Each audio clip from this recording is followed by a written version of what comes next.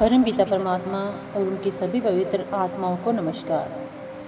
सतगुरु आत्मिक आंखों के विशेषज्ञ होते हैं। वे हमारी अंतर में देखने वाली आंखें खोल देते हैं। आंखें बड़ी नियामत हैं। बाहर की आंखों के बिना मनुष्य देखने के लिए कितना तरसता है। वह कुछ भी देख नहीं पाता, ठोकरें खाता फिरता है, उसे कुछ नहीं सूझता। यदि उसको डॉक्टर से ऑपरेशन करवाकर थोड़ा बहुत भी देखना नसीब हो जाए तो वह डॉक्टर का कितना आभारी होता है। अंतर की आंख तो बाहर की आंखों से लाखों करोड़ों गुना अधिक उपयोगी है, जिसके खुले बिना जीव को इस जड़ संसार से परे कुछ नहीं दिख सकता। उसे परमात्मा के दर्शन नहीं हो सकते, जिसके बिना वह जन्म जन्मांतरों से ठोकरें खाता चला आ रहा है। हमारी अंदर की आंख को खोलने में समर्थ केवल सतगुरु ही हैं। परमार्थ के मार्ग में सतगुरु के बगैर एक कदम भी नहीं चला जा सकता। परंतु बहुत दुख की बात है कि मन के भ्रमों और माया के जाल में उलझा हुआ जीव इस आवश्यकता को महसूस ही नहीं करता। यह संसार एक तूफानी सागर है। इसमें गुरु ही जहाज है और गुरु ही जहाज का कप्तान भी है। गुरु के बिना कोई भव सागर को पार नहीं कर सकता। उनकी कृपा के द्वारा ही हम परमात्मा से मिल सकते हैं। उसके बिना किसी की मुक्ति नहीं हो सकती। वेदों, उपनिषदों, गीता आदि में बड़े सबल शब्दों में गुरु की आवश्यकता पर जोर दिया गया है। कठोपनिषद में कहा है कि अनेक लोगों के भाग्य में परमात्मा के बारे में सुनना भी नहीं लिखा है। उसके बारे में सुनकर भी बहुत से लोग उसे जान नहीं सकते। वह महात्मा जो उसके बारे में कुछ कहता है एक अनोखी हस्ती है। गुरु की सहायता प्राप्त करके परमात्मा को पा लेने वाले लोग विरले हैं।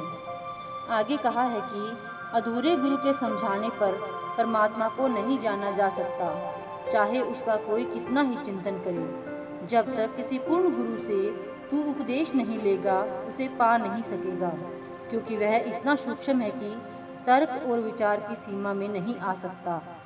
भगवत गीता में भी यही उपदेश है कि तू पूर्ण गुरु के चरणों में गिरकर अभ्यास और सेवा कर। जो तत्व के भेद को जानता है केवल वही तुझे उसके ज्ञान का उपदेश दे सकता है।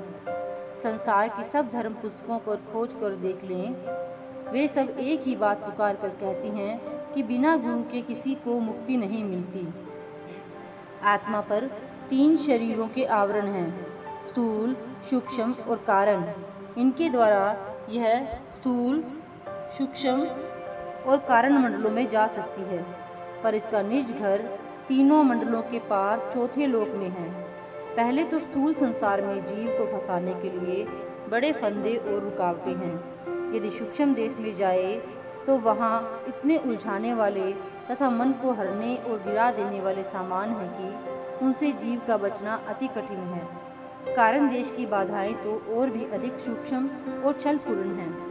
उसके पार शुद्ध चेतन देशों में अपने आप जाना सर्वथा असंभव है। इस मार्ग पर चलना तलवार की धार पर चलना है। पग पग पर खतरे हैं। अतएव जो हकीकत के भेद या सच्चे ज्ञान को पाना और परमात्मा से मिलना चाहता है, उसे ऐसे पूर्ण गुरु की खोज करनी चाहिए जो इस मार्ग का ज्ञाता हो। लोग उम्र भर ग्रंथों, पोथियों का नियम से पाठ करते रहते हैं।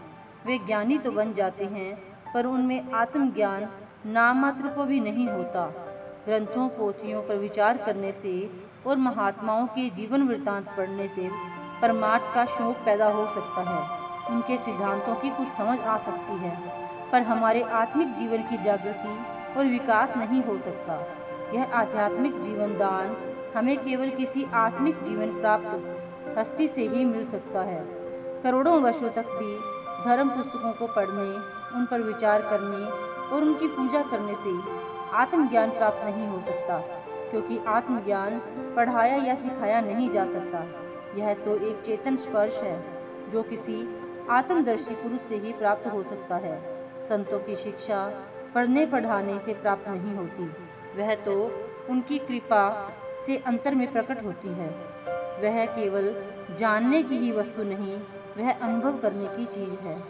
धर्म पुस्तकों में आत्मज्ञान की चर्चा है, स्वयं आत्मज्ञान की नहीं। गुरु के बिना धर्म पुस्तकों के उपदेश भी समझ में नहीं आ सकते। धर्म पुस्तकें भी हमें किसी जीवित देहधारी महात्मा के पास जाकर उनसे दीक्षा लेकर स्वयं उस आत्मज्ञान का अनुभव प्राप्त करने का उपदेश देती हैं। Thank you.